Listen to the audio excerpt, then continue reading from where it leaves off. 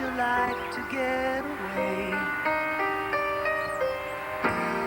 Sometimes you wanna go where. According to the research of MAD, Mothers Against Drunk Driving is the #1 highway safety problem.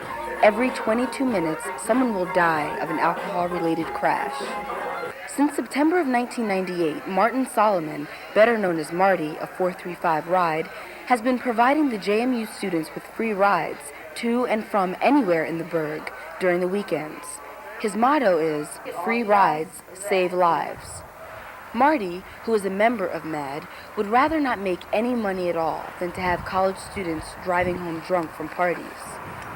Recently, the owner of the Yellow Cab Taxi Company in Harrisonburg charged Marty with 5 city ordinance violations: failure to comply with registration for cabs, operating his cab without a taximeter, operating his cab without a certificate, operating his cab without a license, and failure to have his cab inspected. The owner, John Keith, pressed these charges based on a traffic code that says it is against the law to give passengers a free ride in a taxi. Suddenly, the driver, who students call Party Marty, found himself in a David and Goliath conflict. Just last year, a nationally ranked swimmer and tennis player was killed by a drunk driver. The local mother who lost the 19-year-old describes these charges brought on Marty as despicable.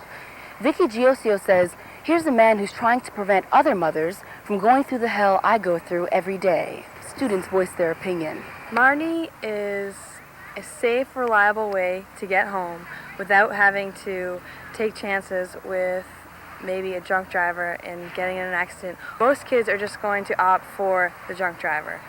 Marty's lawyer made a brief statement after the decision was made. Well, the question was whether he was giving free rides or whether he was a compensated driver. The court decided, based on the evidence, that he was giving free rides to JMU students. The city can only control compensated drivers. Marty's giving people free rides because he's trying to cut down on drunk driving.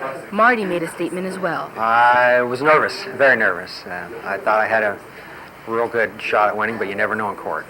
Absolutely wasn't 100% confident. We don't know if the taxi owner, John Keith, was confident in winning or not because he wasn't even at the hearing. Instead, he decided to leave town for the weekend. The judge, in his ruling, thought this was a frivolous case, making 3 matter-of-fact statements.